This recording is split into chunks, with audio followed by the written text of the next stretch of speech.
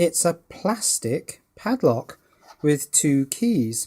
Now, plastic padlocks are not ideal for locking things up, but they are ideal for learning how padlocks work and therefore learning how to pick them. Now, I've also got, again from Banggood, a 9-piece Premier pick set with 9 pick tools.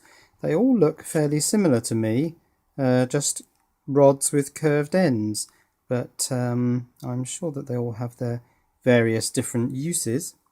So how exactly does this padlock work?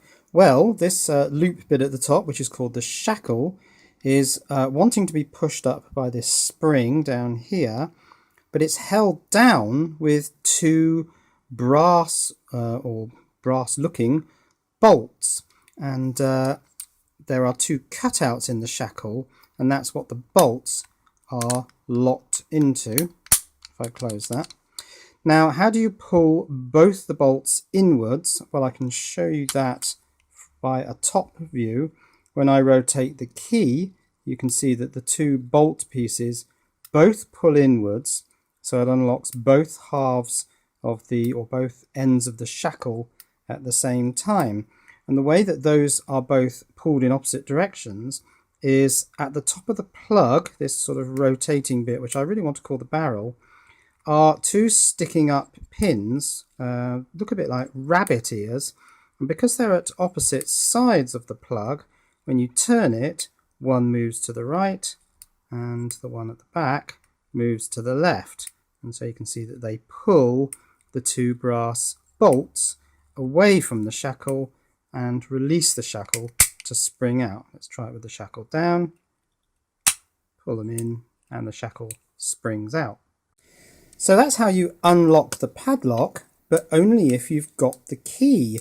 The key is what allows the plug to rotate away from its locked position. Now, without the key, the plug won't rotate. So if I pull the key even just partially out, that's locked. And in any position other than fully inserted, I can't rotate the plug.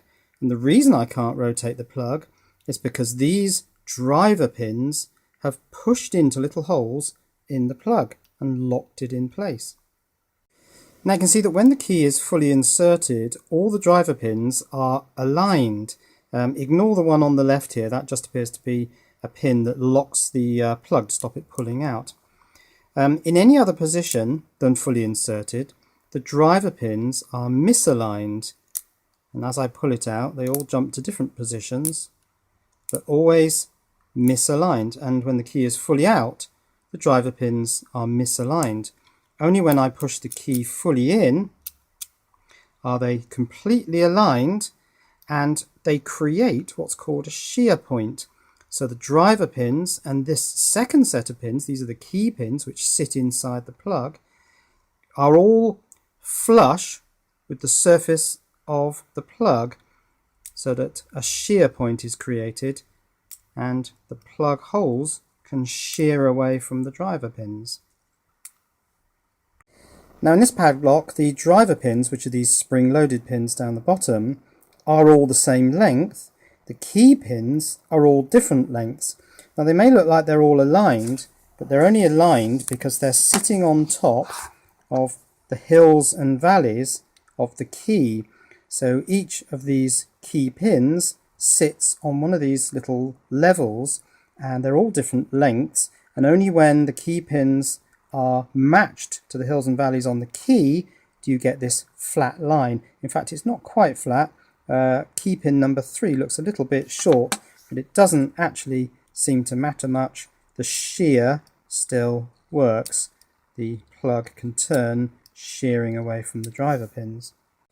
Now you can see that the key pins are all different lengths, because when you let them drop down in these holes, they all drop down to what looks like different levels at the top. They've all dropped down to the same level, of course, at the bottom. Now I've had to take the key out. I've had to actually pick the lock in order to rotate the plug here so that we can see these key pins. And it's worth noting that the key pins are just completely loose in their cylinders. You can see if I tip it, they all fall forwards, and if I tip it back the other way, they all drop down. So they're not sprung, they're just completely loose and pushed out by the hills and valleys of the key. So how do you pick this lock? Well, you exploit one of its weaknesses, and that is that the machining of all these parts is not very accurate. And it's that inaccuracy that lets us pick the lock. Now we need two tools. This rotational tool, which provides a little bit of rotational torque. So I've just slid that into the very end of the lock, and I'm going to just put a little bit of pressure on it to keep the plug ever so slightly rotated against these pins which are stopping it rotating. Now I'm going to do that with my little finger just to provide a bit of rotational torque. That slipped a bit. Let's put that back in. And I'm going to use the other tool to work the driver pins. That's in my way. I need to put that there. I'm going to use this to work the it's quite difficult to do, to work these driver pins, pushing them out one by one and trying to find the one that's tight. These are all loose. You can see I can work them in and out. That one's a little bit tight, but it's that fifth one that's really quite tight. Now when I push it out, I felt the plug rotate ever so slightly, and having pushed it out, it's not going to drop back in because the plug is now rotated slightly away, stopping it dropping back in. Now I need to find the next tight pin, and it looks to me like it's that second one there. So that's moved out. I'm just going to work these so that, and there it goes. And now I can rotate the plug with my rotational torque tool. So I'll just go through that once again. So insert the rotation torque tool and just apply a little bit of pressure on there so that these pins, the driver pins that are pushed into the holes, one of them will be tight, the others will all be loose, as I say, because of bad tolerances in manufacturing. The tight one is that fifth one up there, and that has now released. That won't drop back in. I felt the plug rotate a very small amount. Number 2 now looks a little bit tight. That's come out as well. And now I can feel that this torque tool is rotating and the lock is picked. So once you understand the process for doing this, it's a simple case of putting in the torque tool, rotating it ever so slightly, working the levers, finding the tight one, and unpicking the lock. Now I've never picked a padlock before. I've picked locks on filing cabinets and cash tins and the like, but not a padlock, and this is the first time I've really understood how the mechanism inside padlocks work, and it is a relatively easy thing to pick, and you could probably do padlocks where you can't see the bits inside. Let's give that a go. So I found this padlock, and I've never picked this before.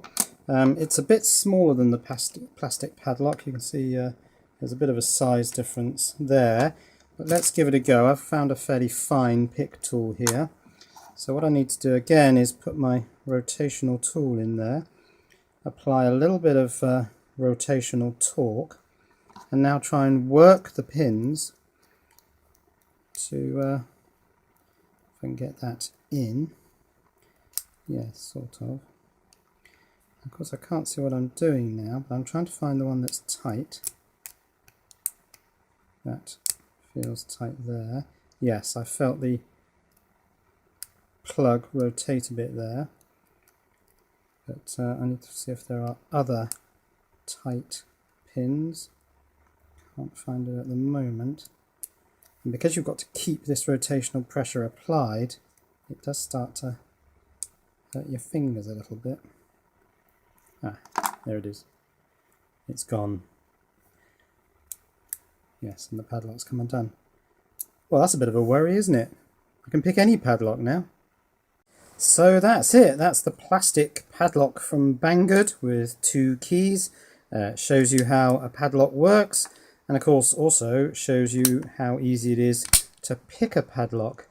Now, should I be thinking about a change of career at this point?